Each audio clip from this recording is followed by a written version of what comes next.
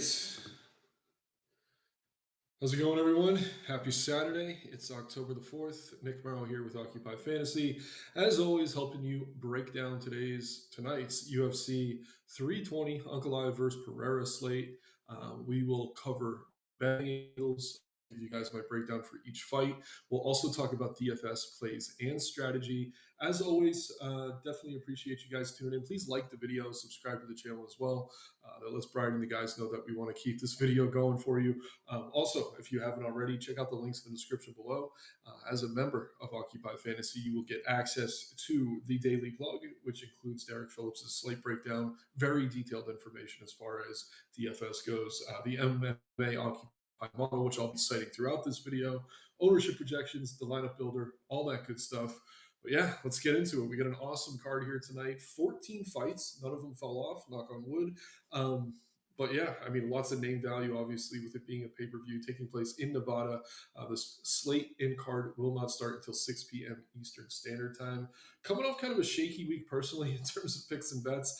UFC Perth did not go my way. But at the end of the video, I will be giving you guys my best bets as always, and always happy to take any and all questions as we go through here. So please feel free to get those in. But without further ado, let's get into the breakdown. There are two 5-round fights, which obviously matters for DFS, so just keep that in mind. The first being the light heavyweight title bout between Magomedov and Alex Pereira. This is a rematch of a fight that took place back in March. First time around, these two were lined extremely closely. I think it was close to a pick'em. This time, Ankalaev obviously coming off the win, looking like a minus 250 to minus 280 favorite, depending on your book. I'm mostly going to use DraftKings for this video. It's 250 right now. So the line did close a little bit. We are getting some money in on Pereira, it seems, today. But yeah, just kind of first, let's talk about that first fight when these two squared off. So going in, it kind of seemed like it would be very binary. Grappler versus striker. But statistically speaking, Ankalaev not really known for his wrestling. I mean, he is from Dagestan. He obviously has that ability as a Sambo world champion, really well-rounded fighter, but averaging just 0.8 takedowns per 15 minutes in the UFC. So while we were all shocked he didn't really wrestle much, he did shoot a few times. I guess we shouldn't have been too surprised. But all that being said, he pretty much won a striking fight against the superior striker, in quotes, and Alex Pereira. It was a lot of cage control. He had moments at the end of, I think it was the second round, where Ankalaev looked really solid there, almost had the finish, it seemed. At least Pereira was hurt. But it did play out pretty closely. Two judges had it as a 48-47. So the first thing I want to say here is that the line does seem a little bit wide. It did close earlier in the week. We're looking at Ankalaev close to a minus 300. As it gets closer to minus 200, I do think it's about where it should be. Pereira getting up there in age. And with Ankalaev able to kind of fight out of both stances, he is able to negate those powerful leg kicks that Pereira has a little bit. Pereira's greatest skills, certainly the leg kicks and that powerful left hook. Ankalaev good pretty much everywhere. He was doing really well in the hand fighting when these two were striking. Landed 94 significant strikes in those 5 rounds. So didn't score tremendously, but that time he was priced as an underdog. Today he is 8,900, so we are getting great value on Pereira, but personally, I do think Ankalaev is probably going to get it done. Pereira coming into this fight said he was a little bit hurt last time, said his head wasn't all there, was fighting too much as the champion, famously taking some short notice bouts to save some of these pay-per-view cards for the UFC. So it's like, what do we expect this time around? I mean, maybe a little bit better version of Pereira, but honestly, Ankalaev kind of got the win in a fight that played to a lot of Pereira's advantages. No takedowns. I mean, it took place on the feet. Pereira won the first round very clearly, was getting the leg kicks going, and Ankalaev made the adjustments to kind of pull away from there. So I do think Ankalaev is the rightful favorite. Pulling up some of the graphics here using the model, we do have very high ownership on both of the fighters in this matchup, I believe. Yeah, Ankalaev 30% owned, Pereira 35% owned. And with this being a 5-round fight, if Ankalaev doesn't finish Pereira and there's not a lot of good underdogs coming through, there is a world where we see Pereira end up optimal even in a loss. I'd say it's not super likely. If you're playing low risk contest, you could stack this fight potentially. But again, these guys aren't the highest volume strikers. Pereira historically does land 5 significant strikes per minute, but obviously against lower level of competition. Ankalaev, great striking defense. He lands only 3.6 significant strikes per minute. So if we're choosing between two main events, I think I would rather the main event, the two title fights, rather stack the company. Personally, I'm someone who doesn't really like stack all very much. I think, especially on a 14 fight card, we're going to have underdogs coming through. We're probably going to need 6 for 6 in terms of winners, probably with a lot of those being finishes to end up optimal. So, unless you're playing low risk contests, cash games, very small field, things like that. Personally, I don't like the idea of stacking too aggressively, especially knowing there's not a ton of leverage to be had in this particular main event. But yeah, the pick for me is going to be Ankalaev. I think the line's a little bit inflated. Pereira does have that great power, so he always has that ability to kind of find that finish if he needs to. It's an equalizer, right? So even though I think we can all agree that Ankalaev is a little bit more skilled in terms of his overall ability, Pereira getting up there in age, he can keep things close with the power. So very interesting matchup. But let's go ahead and I'll pull up Pereira quickly here. 700 is very as far as he goes. Um, got 15 over on FanDuel. It's taking a while to load. Yeah, guys, comment. Let me know if there's any issues in terms of technicality, things like that. But more importantly, get the questions in. But Pereira just $15 over on FanDuel. Great price to see on him. Not sure why things are loading so slowly. I think it gives me a little bit of concern. Let's take a look over here. But yeah, I think we're good. We're plugging away. So let's keep things going. Let's see. All right, let's get into co-main now. Oh, there we go. Graphics are loading now. Good. But yeah, as far as scoring goes, in a decision, I don't think either of these guys are going to score tremendously. Pereira is cheap enough though, and his most likely path to victory probably is by the KO. So they're both solid DFS plays. I don't know that you need to force any of them in unless you're really high on Pereira. Probably could match the field or even come in a little bit under. Again, 14 fight card. It's been a while since we had one of those. I think we are going to see very high scores in terms of the optimal. All right, moving into the co-main event, we have one of the best DFS fighters in the history of the sport. The sport has obviously been going on much longer than daily fantasy sports has, but Merab is a beast. I'm going to use this as an opportunity to reference Derek's daily plug here. And this is an excerpt from the article you get behind the wall. But Merab's 3-5 decision victories have averaged 141.5 DraftKings points. And that's totally in the realm of possibility this week. If he reaches that mark, will most surely be the highest score on the slate. Isn't much else to say other than Merab should probably be in victory in your lineups again this week. Legitimately be 100% owned in small field and low risk contests. So I'll say this: I do think Sandhagen is an interesting matchup in some ways. O'Malley, a lot of people are comparing them in terms of their skills to rangy, lengthy strikers at 135 pounds. But I do think Sandhagen is the better grappler, both offensively and defensively, compared to O'Malley. And I do think, yeah, he's better in scrambles as well. So Merab's going to be able to take him down. But I think, unlike O'Malley, Corey should be able to work his way back to his feet. But if Merab's going to rinse and repeat like he always does, that kind of tells us that he's going to score tremendously well. So I don't want to devalue Merab in any way. I will say if you're playing 150 lineups, it probably makes sense to hedge a little bit with some Sandhagen. Personally, I do think Merab's going to get it done. He's just been an absolute beast on a crazy tear right now. And Sandhagen, I mean, we've seen him late in fights fade at times against Peter Yan, against Umar. I mean, he has excellent cardio, spent his career training in the mountains of Denver, seems locked in for this fight. Really talented kid. I'm a very big fan of his, but I'm just done fading Merab. I've tried again. He's just an absolute beast. And if we're looking at the Occupy model, he actually has the highest OF index rating on the slate, 146. That's even higher than David Gautier, who's in a squash match. We'll talk about that in a little bit. But obviously, in terms of ownership, he is almost double the second highest owned play on the slate. So, like I said, I want to play a ton of Merab. If I'm playing anything high dollar, he's in those lineups. But if you're playing 150, I do think having a few lineups with Sandhagen does make some sense. Just 19% owned on DK, 10% owned on FanDuel would be a tremendous leverage point if you were able to find a KO there or something like that, or an early finish. And like I said earlier, if there was a fight I was stacking on this card, it would probably be this co-main event with it going 5 rounds. I think Corey can land strikes in those breaks. But again, I'm picking Merab to win. I think he gets it done by decision. I think he is by far the best DFS play on the slate, but just keep in mind in rostering him, you're going to be with about 60% of the field. on DK, 51% of the field over on FanDuel. A decent way to maybe get different is playing the captain on FanDuel, but he is the second highest owned captain behind Gautier, who we'll talk about in a little bit. Just pulling up some statistics here as far as Marab goes. Again, just his style of fighting caters really well to DFS. Is he the most skilled wrestler? No, but his cardio is infinite. Averages 5.8 takedowns per 15 minutes, and he's going to continue to push for those. And different than some of these fighters that we see, Marab as a grappler is very active on the ground. He does average more than 4 significant strikes per minute, with a lot of those being ground strikes. So it's not like he's just laying there. He's going to score well. Whether he's getting takedowns consistently or not, I think he will, though. Sandhagen, 63% takedown defense in the UFC, but it's been a while since you've seen a grappler on this level. Devison Figueiredo took Sandhagen down. Obviously, Umar did. That's no surprise.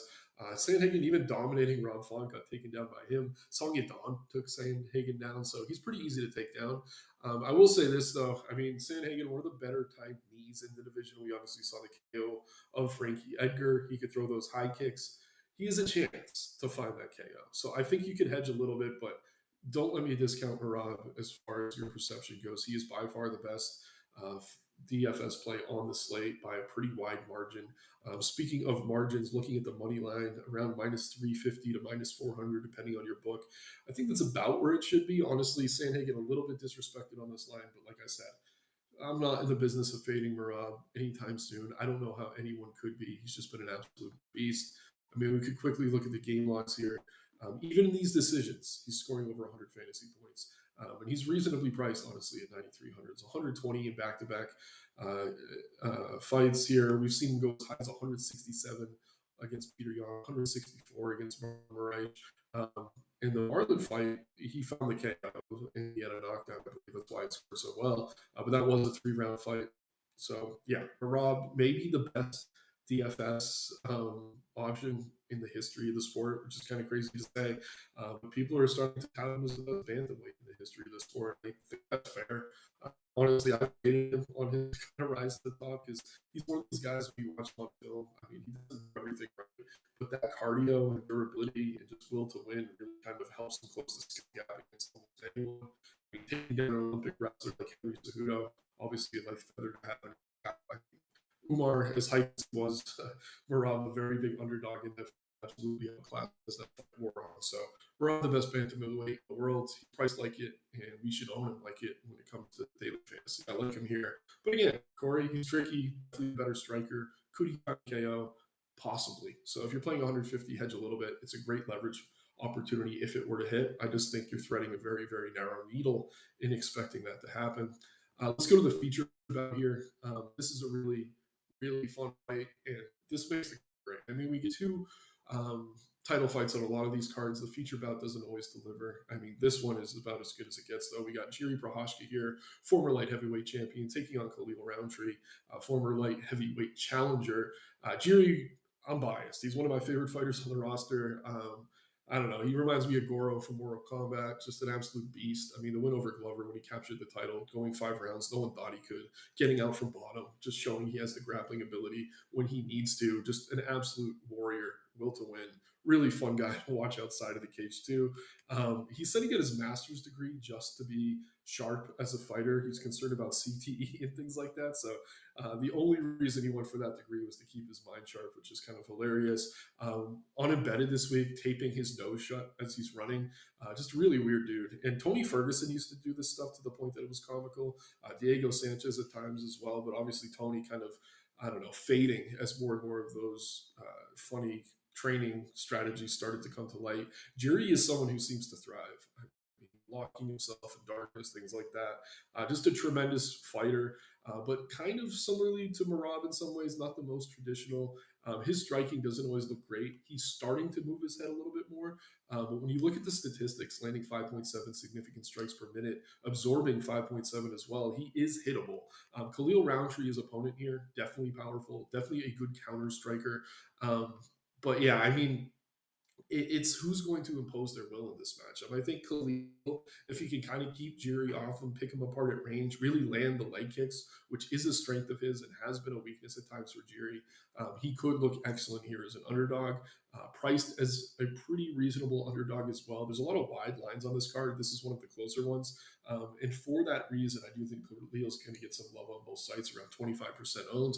Personally, I'm picking Jerry here. My bias, Khalil is an excellent counter striker, though. So against someone who's kind of wild, if he's not overwhelmed, he will potentially be able to find that KO shot. So I'm not super confident in Jerry. I do love him here, though. As far as DFS goes, he looks really solid. Going to pull up some of the graphics. Um, Owned, third highest on the slate, tied with Pereira at 35%, tied with Gautier as well. But I do really like him. But this is different than the Marab play, right? I think you do want to hedge with some Khalil, more so than you would be with Marab if you're playing a bunch of lineups. Again, I think they both score really well in a win. Jerry probably via KO, Khalil likely via KO. Jerry's only gone to decision once, I think, across his 37 fights. So while Khalil would probably prefer to have a point fighting match like he did against Jamal Hill, I don't know that we're necessarily going to see that here. I don't expect either of these guys to grapple, but Jiri has been surprising at times in his first fight against Pereira, taking that fight to the mat. Even against Glover, getting takedowns at times and reversals. Khalil's not good in terms of his defensive grappling, hasn't really been tested there at all lately.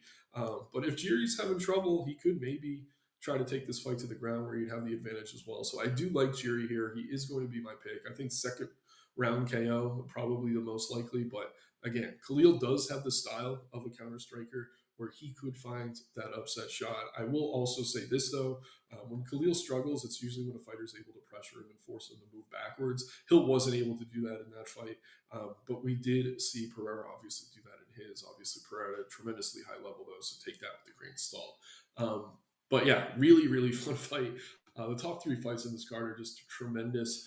Barry here, stacked for cash. Marab and Sandman, absolutely. I think that's the one fight I would be comfortable stacking in cash games. The main event, I mean, they're low volume and both are very live to find the KO. I'm very confident, and obviously take this with a grain of salt. It's MMA, anything can happen.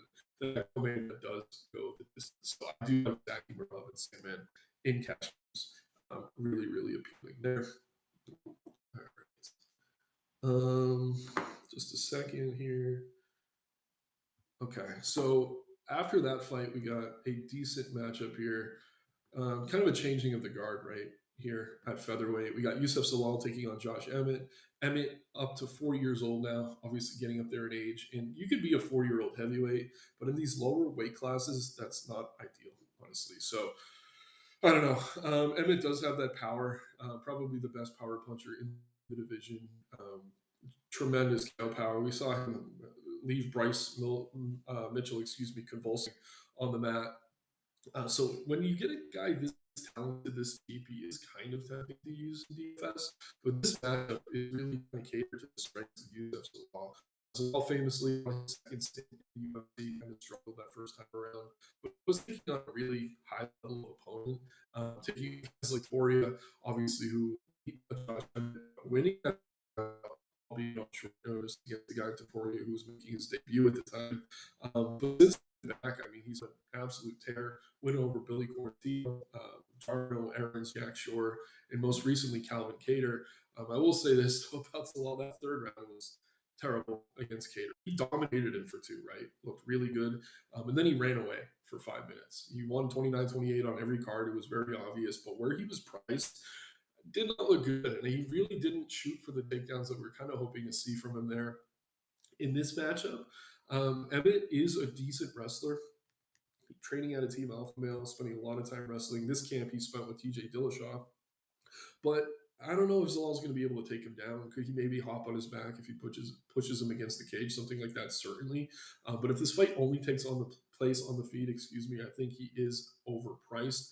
Zalal's the side here, but looking at the money line, it has gone a little bit out of hand. Minus 470, I'm seeing on one book, minus 510. The best price you're getting is around a minus 470, the worst being 540. I think Zalal wins, probably via decision. There is a world where he finds the submission, though. And it's been a while since we've seen Emmett really tested on the mat. Obviously, people thought Mitchell might be able to take that fight there. He starched him before it could. But against Yair Rodriguez, the only guy to ever pursue a submission against Josh Emmett in a fight in the UFC, submitted him.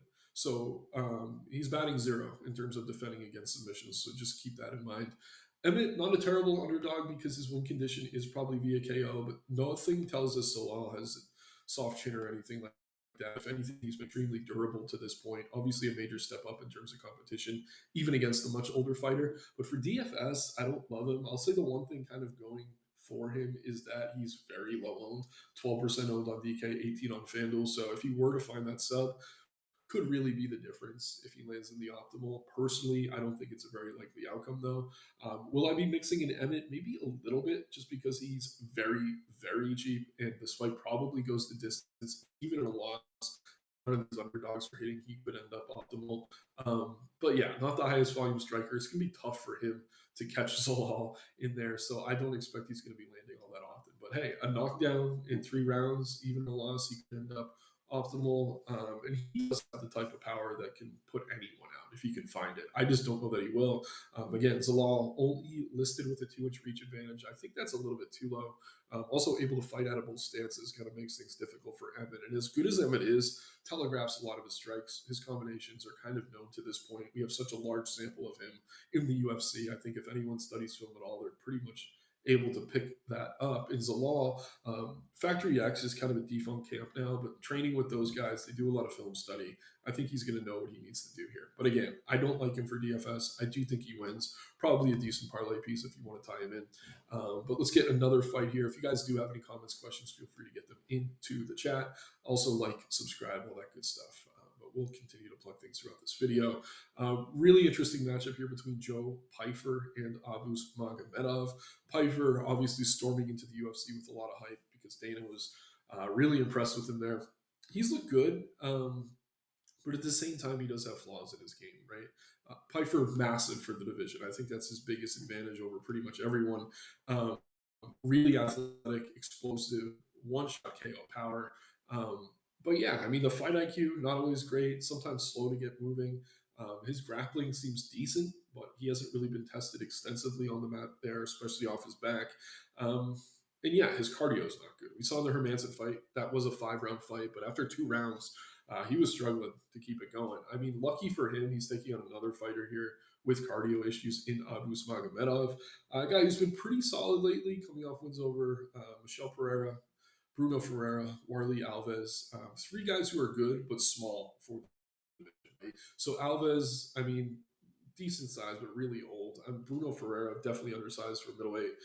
Michel Pereira, former welterweight, definitely undersized as well. So Abus has looked decent lately, but taking guys to decision, I think he should have been able to finish. Kind of low volume striking from him as well. And we can look to his loss against Sean Strickland to kind of maybe iron out how we think this fight goes, right? I don't think there's much of a marketing vehicle behind Abus Magomedov at this point in his career. He's getting up there in age. Joe Pyfer, I do think they could market a little bit though. And yeah, I mean, Abu's really a lot of success against these guys that are big, but when guys can pressure him, he's not a great nail, better hammer. You can say the same about Pyfer, but I think he's even more so true with Abu's. You could go back to the Strickland fight, he was tremendous early, but as soon as Strickland started walking him back, he's completely folded. And I think we could see the similar thing here against Pyfer. Pyfer does have a very long torso. Abu is able to throw those really powerful body kicks. I think he's live as an underdog. I actually think to this point of everyone we've talked about, other than maybe Khalil Rountree, he's one of the more interesting dogs on this card. But I do think Pyfer is probably going to get it done. And he's reasonably priced, 8,700 for a guy who is very likely to win by KO if he does get the win. Abus's chin has been questionable at times. I like it. I mean, who is Strickland finishing? I know that was attritional. I know it was because of cardio, but he's a decision merchant as much as I like him as a fighter. And Pyfer is anything but that. So if Pyfer's locked in here, does what he's supposed to, I think he should be able to find the KO. I think he scores really well for DFS. I don't think he's going to show up in terms of the higher own plays either. So that's a good thing. We'll talk about the best bets later. I do have one for this fight at the end of the video. I'll give you guys my best bets and a few long shots as well. I like Pyfer here, though. I do think Magomedov is an underdog worth considering. If he's able to take Pyfer down, he does have a really solid top game. And I actually think he's the better technical striker of the two here. I just think the size and the power of Pyfer will be tough for Magomedov to overcome, but Pyfer generally consistent, tough to really back up the confidence. but I do think he's the side. Before we get into this Vines versus Gautier fight, um, Giano here, appreciate the comment, man. August Wings punch is probably going to Pyfer jabbing his way. It could take longer than Strickland. Yeah, I mean, the reason Abu's gassed was because he came out throwing those huge body kicks. I actually think that's a good strategy against Pyfer, but he can't be as aggressive. If he kind of measures himself, I think he'll have more of a chance. And that was a 5-round fight. I think it wore on Abu, so he would have had to go 5. Um, but yeah, I mean, Pyfer, if he's smart jabbing, I do think he wants to set up those power shots. But yeah, if Abus is landing to his middle, I think that is where Pyfer could be susceptible. So it could take a little bit longer. I'm with you, but at the same time, I do think Pyfer probably eventually finds that KO. He kind of slowed down against Gastelum last time out, but Gastelum may be the best chain in the history of the division, just an absolute blockhead. Was able to finish him, but no one has been able to with strikes. So I'm not going to get too hard on him for that one. Speaking of finish with strikes, we have a really funny matchup here between Atiba Gautier and Tristan Vines. So Gautier was originally scheduled to take on a guy in Ozzy Diaz who does have decent durability, is actually the right size for the division. But I don't know if he's actually injured or he is a very good manager. They told him to pull out. And Diaz coming off a win. I mean, he could probably stick in the UFC for a little bit. I don't think he's going to be ranked or anything. But in comes this kid, Tristan Vines. Vines actually a grappler, which stylistically could be a tougher matchup for Gautier here, but he's undersized. All 3 of his professional losses have come by KO against pretty low level of competition. I'm just really not impressed by this guy. When you watch him on film, I don't know that he would have even broken into the UFC unless he got a win for LFA, where he was scheduled to fight in a few weeks. But Atiba Gautier, just a guy that the UFC really seems to want to market, coming off 2 first-round KOs. He's extremely expensive here, so we do have to talk about him in terms of DFS. Looking at the money line too, minus 2,000 most books, depending on where you play. But the over/under set at 1.5. I think it's uh, juiced to like minus 800. That's so rare. I think one of Bo Nichols' earliest fights, we maybe saw similar prices, but this is crazy. And the hype is real on this kid. They really like him. He's been training in Extreme Couture, definitely shoring up some of the holes in his game. But yeah, I think he's taking a step down in competition here. Not that I rate Rob Valentine all that high at all, but yeah, I think he's going to absolutely steamroll here. But for DFS, it becomes a question of, will he get the quick win bonus on DK? Will he get knockdowns on both DraftKings and FanDuel? Because to pay out that salary, he's probably going to need them.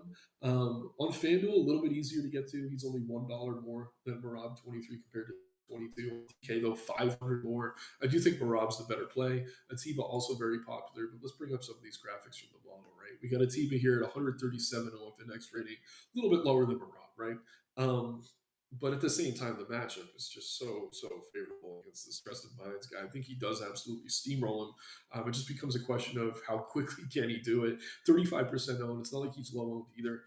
I really have no interest in Vines as far as like a punt play. I do like Atiba. I do want to get a lot of exposure to him, but at the same time, you just got to keep in mind he's probably not going to outscore Marab. I would prioritize Marab over him, and he is very popular. So just proceed with caution. But if you could fit those 2 together and still like your lineup, that's a pretty damn good lineup in my opinion. Definitely someone I want to get heavy exposure to. If you're looking to bet him, it's tough. Even round 1 is juiced to like minus 500. Um, yeah, so maybe you really like trusted minds. You think you can go to round 2. That's where maybe value exists. I don't necessarily see it though. It would be really tough for him to kind of extend that fight out of the first. But I don't want to spend too much time on a guy that's a minus 2,000. Gautier should absolutely steamroll here. It is telling the UFC kept him in the featured prelim spot, which is the fight before the pay per view that they used to kind of market the card, because they switched out the opponent. He's the guy. Like he's who they're kind of boosting up here.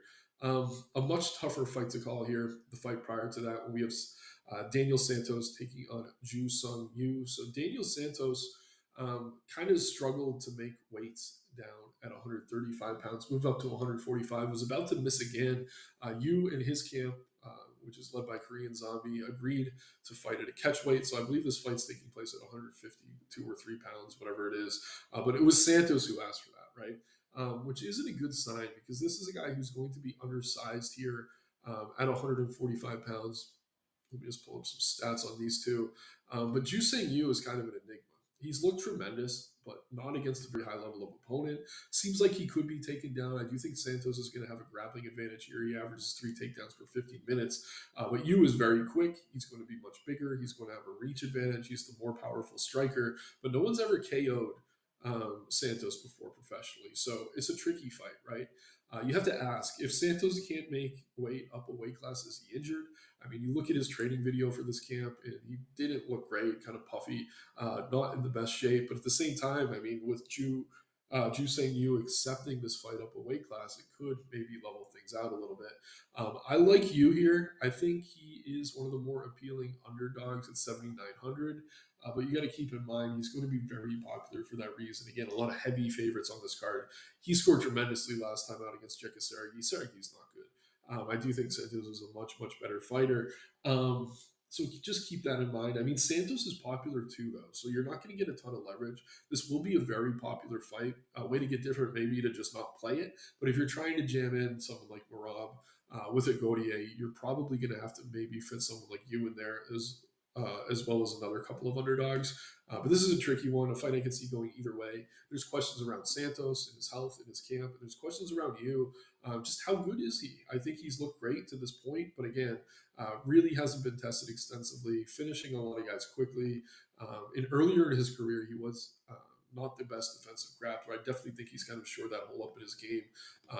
But yeah, proceed with caution. Should be a fun fight, though. Definitely one that I can see either guy scoring really well.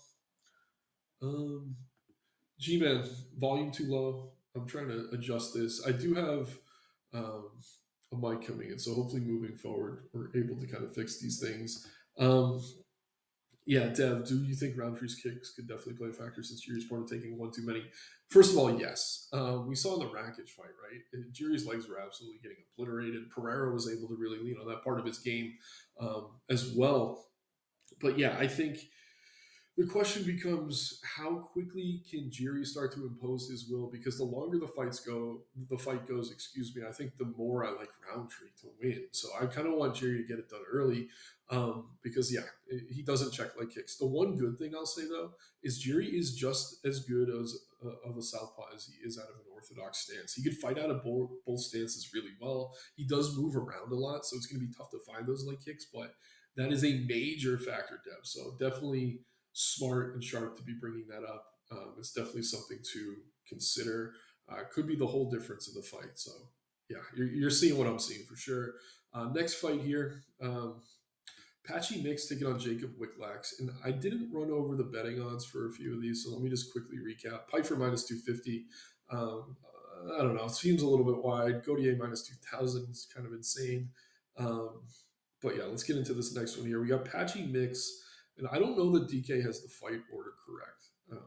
Not that that matters tremendously. Around a minus 330 favorite now. This line has continued to widen. So Mix, really highly regarded fighter coming out of Bellator in the defunct Bellator, now the PFL. As a former champion, he has a lot of solid wins if you kind of look through his resume, guys who were in the UFC that he's taken on in the past. But he broke in against Mario Batista, one of the more underrated fighters in the division, and did not look good. Patchy Mix's greatest strength is his grappling ability. Doesn't have the best footwork, and Batista kind of exposed that. Really durable and a decent striker, but Batista just completely outclassed him there. And as a pretty heavy favorite, disappointed a lot of people. So this time around, I don't know how popular he'll be, but he's taking on a very favorable matchup slash fighter here in Jacob Wiklacz. Wiklacz coming over from KSW, a respected regional promotion, right? I do think that KSW, when we talk about some of these guys coming over, is a promotion you should kind of give some of these guys credit for. They're taking on decent, excuse me, level of competition. But at the same time, it's nowhere near UFC level. And as good as Wiklacz has been, 5 of his fights have come against the same guy. When you watch him on film, he's a good grappler as well. Definitely chases submissions. He does have steady striking on the feet, but doesn't have a ton of power.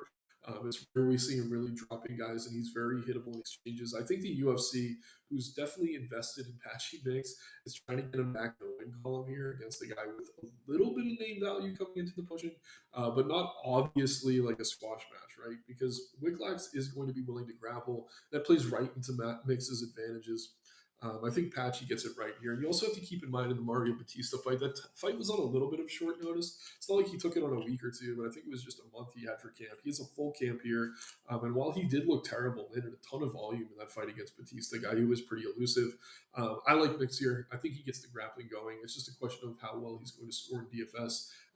And how well we think he does compared to his ownership, right? No one seems to be wanting to play him at 9K. And it's understandable. We have Gautier, we have Marab. But he is someone I want to get exposure to if he's going to be low owned. Just 14% on DK seems too low to me. I would like to get over the field there. Just 24 on FanDuel at $18, even more affordable there, relatively speaking. So Patchy Mix is someone I'm interested in.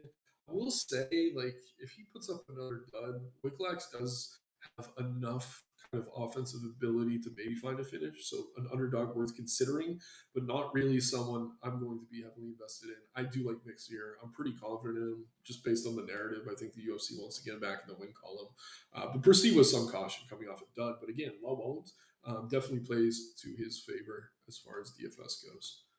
All right, it's plugging away here. Let's keep it going. Really interesting matchup here between Edmund Shahbazian and Andre Muniz. So we talked about Jake Matthews last week, right? And we were all like, yeah, if he does what he should, he's going to work through Magny here, probably find the submission on the mat. But in that same breath, we were like, this guy's inconsistent. He's tough to trust as a big favorite. It's controversial. Should that fight have been called after the first round? Maybe, probably, but it wasn't. Edmund kind of overexerted himself in that. Matt overexerted himself in that second round and got finished in the third. There's kind of similar vibe to this. I think Edmund is the better striker compared to Andre Muniz by a ridiculous margin. Just great technical ability. When he's at his best, he does just kind of steamroll guys, and I think he should be able to do that here. But Muniz is super dangerous on the mat, and we have seen Edmund struggle against grapplers before, albeit very high level ones, and Anthony Hernandez and Jack Hermanson. But Gerald Mearshart, I mean, kind of a similar style as Andre Muniz, slow and plodding on the feet. Probably takes a lot of damage, but if he can survive and then take the fight to the mat, he's going to be live via upset. I am picking Edmund to win here by finish. I do think he gets it done, but I will say Muniz is very interesting as an underdog, not only because of Edmund's volatility, but also because his win condition probably comes with submission on the mat. He's cheap. We've seen him secure some nice wins over guys like Jacare, John Hope Park. Park in a decision scored tremendously well. Muniz did with 11 takedowns.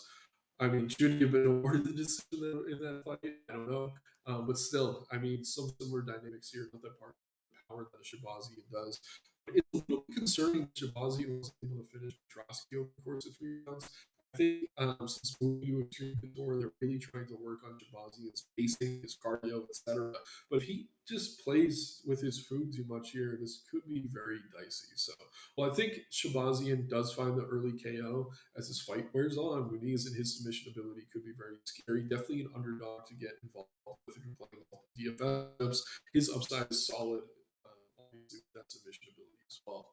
Another somewhat binary matchup here between Soriano and Veretennikov.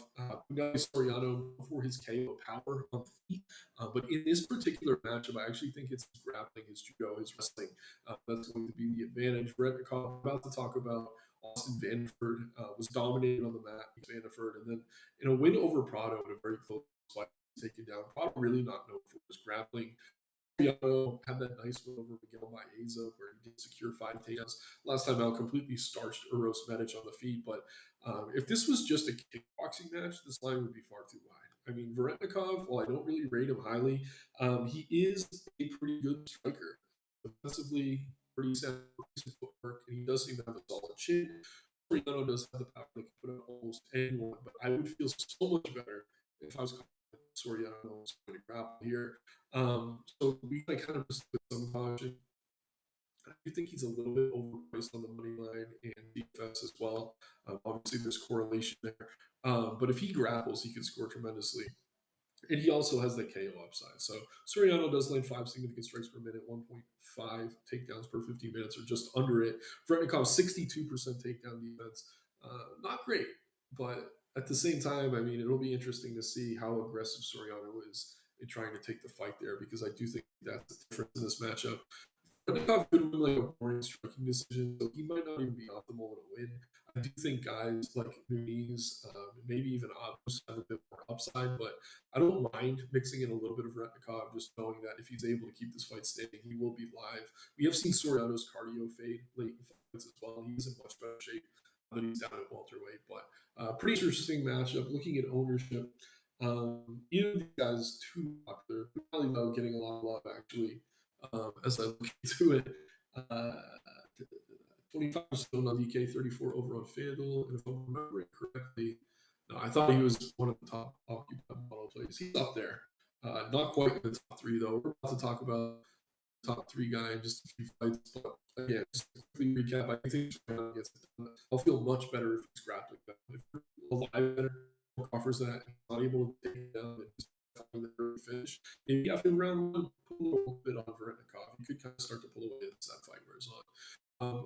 Another fight here. I don't know what to adjective to really give it, but we got down to Santos against Macy Chiesa. Macy Chiesa is the bigger, not only because of her frame and her size in general, but also because she missed weight. Santos is going to be a little bit undersized, and these are two girls who like to fight in the clinch, which makes it interesting. Kind of similar to Soriano, I feel pretty good about Chiesa if she is able to take this fight to the back. If she's not, I think Santos is a technical striker of the two. But look at this. Macy scores surprisingly well for a women's bantamweight. And even in some of these decisions, over 100 fantasy points against someone like Norman Dumont, who obviously has been pretty solid since that fight, win the stage really well. But win over Pan that obviously found that submission, scoring over fantasy points. So she's mid range with 100 plus fantasy point upside. As much as I don't like the weightness, as much as I don't like backing this girl as a big favorite, and I don't like her last performance against Pereira, someone at pretty low ownership, I do think you should be mixing into your lineups. Around 25-ish on both sides is great. But Santos is going to be a popular underdog again because this line is tight. We're actually projecting Santos to be kind of low owned. But I do think that could steam a little bit. Again, these lower level women's matchups, and this would have been lower level a few years ago, but they're both getting up there in age. But these lower women's matchups tend to be volatile. There's almost always value on the underdog when they do go to decision, regardless of the outcome. So yeah, if you're struggling on dogs, I do think Santos is someone who is.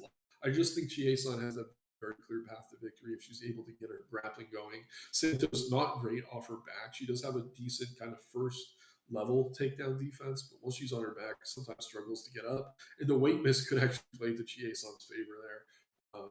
Didn't seem to suck down or struggling on the scale, just flat out missed weight. So kind of is what it is. Don't feel great about it, but I do think she's the right favorite here. And both these girls are actually decent DFS plays because I do think ownership is going to be pretty reasonable, relatively speaking. Let's see here. Still bad audio. Damn. Guys, I apologize for the audio. Definitely something I need to work on. Let's see if I can raise it real quick. Input volume. Is that any better? I'm hoping. I don't know. I gotta get this right next time, guys. I definitely apologize. Something I've been having issue with. Still cutting out a lot. Damn. Any better now? I did just make a small adjustment. Let me know. It's like there's other settings I could change, but I'm worried it's gonna make it even worse. But all right, let's keep it going here. All right, next fight here we got Javid Basharat taking on Chris Gutierrez. So Fareed is the brother of Javid. Javid is the worst of the Basharat brothers. Fareed is still undefeated at 12-0, coming out a win over another fighter who misweighted Victor Hugo. Really good capper, did a good job there to kind of keep that fight standing long enough, find a few takedowns of his own. Didn't pay off his salary at all, and I don't know that he will here either, but I do think he's the rightful favorite here. Chris Gutierrez is known for his leg kicks. That's pretty much what he's good at. I mean, could he keep this fight close if it goes to a decision? I don't even know that he can. I mean, the money line does feel too wide, if I'm being completely honest. Gutierrez has not looked good over his last few fights, but minus 550 feels a bit insane. But again, Gutierrez is pretty inconsistent, and he is not a good grappler, which I think here against Basharat is going to present a lot of trouble for him. Taking a look here. Let's see. Yeah, so the listed takedown defense for Gutierrez is 70%, but Bacharach averaging just under 4 takedowns per 15 minutes. Tremendous footwork. I think it's going to be tough for Gutierrez to close distance on him, but in a fight that's very likely to go the distance, you could do worse than playing a little bit of Chris as an underdog. I don't really like playing Farid at this price. He's just too expensive. There is a world where he's able to ground this fight and find that submission, but I don't think it's super likely. So I like Farid. I think he gets it done via decision, but proceed with some caution. It's just tough for him to pay off the salary in a fight that isn't very likely to go the distance. Two more fights, guys, and we'll do a quick build on both sites. I'll give you my best bets as well. Another interesting matchup here between Austin Vanderford and Ramiz Brahimaj. Vanderford, famously the husband of Paige Van Zandt, Bellator fighter for a long time, coming off that nice win over Veretennikov in his debut, taking on a guy in Ramiz Brahimaj who's been pretty inconsistent. Good submission grappler, but opportunistic. All of his wins in the UFC have come in the first round. He struggles to win as his fights were on. His cardio isn't great. Has not won a decision in the UFC. I don't know if he ever has professionally, but it's been a while, right? And let me pull up the graphic here. Vanderford, 118 OF index, the third best on the entire slate. Did not mean to move that. But yeah, I mean, he's going to have to get the grappling going, right? I think that is the big difference here between him and Brahimaj, because when you look at what Brahimaj has done in the UFC, I mean, really quick finishes against Mickey Gall and last time against Billy Goff. But we go back to that Garimbo fight, a guy who I really don't rate all that highly, especially in terms of his pure wrestling ability, was able to kind of just drape on Brahimaj for 3 rounds. Vanderford, um, really, really good wrestler. And I mean, that's the one thing he really definitely has as an advantage here. So, as far as DFS goes, he can get a bunch of takedowns, especially if Brahimaj is able to work his way back to the feet. He's also going to be live for that submission as he does start to advance position if this fight is on the mat, especially as Brahimaj's cardio starts to fade. But I will say this, I mean, as far as underdogs go, knowing that almost all of Brahimaj's wins come in the first round, he is someone you probably want to have some exposure to, right? We look at the wins here: 105 points, 112 points. Both times priced as an underdog. The Gilmore win, Gilmore was not very good, but another fight where he was pushing 100 fantasy points, all round one finishes. I don't think he's going to sub Vanderford. Vanderford is a tremendously talented grappler. He could maybe KO him on the feet though, or catch him with a knee coming in. So Brahimaj is an interesting underdog. Definitely someone with a ton of upside I want to get exposure to. But yeah, I think Vanderford's the side, definitely a good DFS play. And given his reasonable ownership, 17% on DK, 22 over on FanDuel, definitely someone worth getting exposure to. More fight here, guys, and we will do the dummy on both sides, also the best bets, all that good stuff. We have Veronica Hardy here to Brogan Walker. Speaking of wide money lines, Hardy -8 to -900 here. Brogan Walker's been out of action for 2 years. Regionally, she has some really nice wins, but since she's broken in the UFC, has looked terrible. Losses to Lucindo and Miller again. Out of action since April of 2023. Just not a good sign. She just get a black belt from who and why, I don't know. But proceed with some caution there. Veronica Hardy, famously the wife of Dan Hardy, formerly Veronica Macedo, has been solid in the UFC. She tends to struggle against bigger girls. Brogan Walker is actually about the same size. Really good Taekwondo striker, Hardy is. Also solid jiu-jitsu, able to take the fight to the mat against smaller opponents. I think she'll be able to do that here. I think she's going to outclass her by a pretty wide margin. But again, I just don't think she should probably be a -8 to 900 against almost anyone. So not a ton of there. I will say though, as far as DFS goes, only 4% owned on DK is Veronica Hardy. So very easy to get different. She can find it's a very low level fighter in Broken Walker. Don't mind her at all in large field contests. Definitely risky. This fight is heavily favored to go to the decision, but when we get to the best bets, I'll kind of talk you guys through why I think maybe Veronica Hardy could be a good play in DFS as well. All right, quickly, just to kind of recap the model stuff here, we got Marab, Gautier, and Vanderford as the top 3 off index plays. Highest owned plays on DraftKings: Marab, Atiba, Jiri, Pereira, Ankalaev. And again, if you're playing cash or low risk, I would much rather stack the co-main than the main. I think it is just much more likely to go the distance and see high scoring. Obviously, Marab, one of the best DFS plays in the history of the sport. So before we go to the dummy build, again, appreciate you guys Um, let's go ahead and start to build here. I think Marab is going to be a priority for us. Um, it's kind of tough to get away from him. Sorting by salary, I would like to probably get a piece of the main event. I don't know that it's necessary though. I love Jiri at his price. It's gross, but I do think GA is on her price too, has a 100-point upside. And then Juice and you just to kind of get some salary in there. So we're gonna need one punt. And again, these are all kind of risky plays in the 7K range. I think Muniz has upside. I think Brahimaj has upside. I think Pereira has upside. He's very popular though. Maybe we go with I don't know. Maybe we go Pereira in this one. We'll play Ankalaev over on FanDuel. And then what does 8,400 leave us? Nothing. So it's not going to be Pereira. Let's go to Brahim. What's out of Anthony? With that call here. Yeah, again, all his wins are in the first round. So it's risky. But he could definitely be something on your lineup. So we got him in there. Then we got Pyfer. 14 fight slate is pretty easy to get different, even if you are leaving salary on the table. Never feel great when it's 0 remaining, though. But I do like this lineup enough. I think it's a way to go. Over on FanDuel, he's Gautier.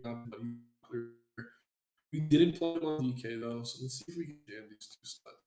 We'll go Gautier, Rob. We'll get both of them in there. Control time scores better than DK. Rob also scores tremendously on field as well, though. So that's great assault. I mentioned I'd like to get Ankalaev in here, so now we're really going to be something. Let's see here. I don't want Vines. I don't want Walker. Maybe we go Muniz. Maybe he finds that submission. It is possible. I don't know. This is kind of gross. To be completely honest. Giannis Santos definitely love UFC ace on the other lineup.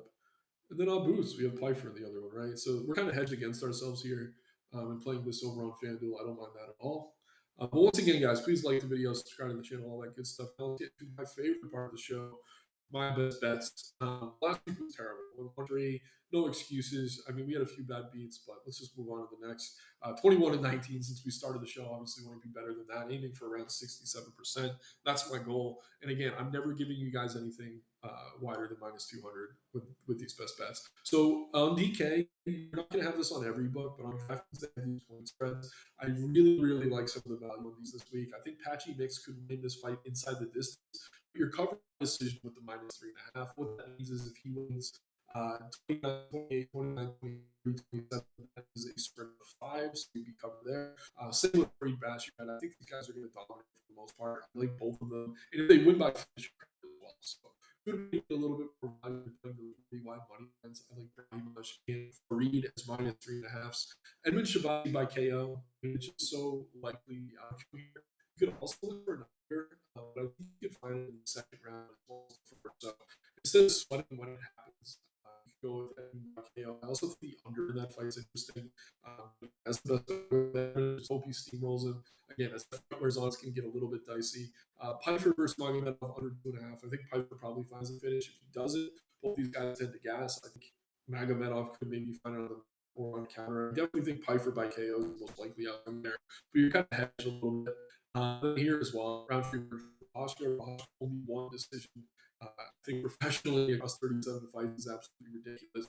Just have to take the under here at minus 190. Again, he's my favorite fighter in the division. He's definitely my side. But to kind of cover ourselves and receive this precaution, I think that's definitely the best way to go. Long shots. Veronica Hardy inside the distance. I think she's going to dominate Brogan Walker. I think she could KO her on the feet. I think she could find a submission on the mat. And yeah, it's been rough. Shante, I see you. Fareed by submission plus 400. Punani by submission plus 900. And Zalal submission plus 450. Yeah, guys. I am sorry for the quality this week. I need to get a mic in place. I need to make sure the internet and everything is kind of firing. This has obviously not been good, but we'll get this stuff fixed. I appreciate you. If you guys do have questions, you're in the Discord. Just at me at Nick Morrow. You can find me on Twitter at Nick Morrow DFS. Happy to take any questions there as well. Again, apologize for the quality this week. I thought we had locked in. Obviously, not the case. But we're going to get this stuff ironed out for next week. I'm going to do everything I can to make sure it's fixed. But appreciate you. Like the video, subscribe to the channel, check the links for in the description below. But yeah, let's crush it and have fun. Good luck and take care.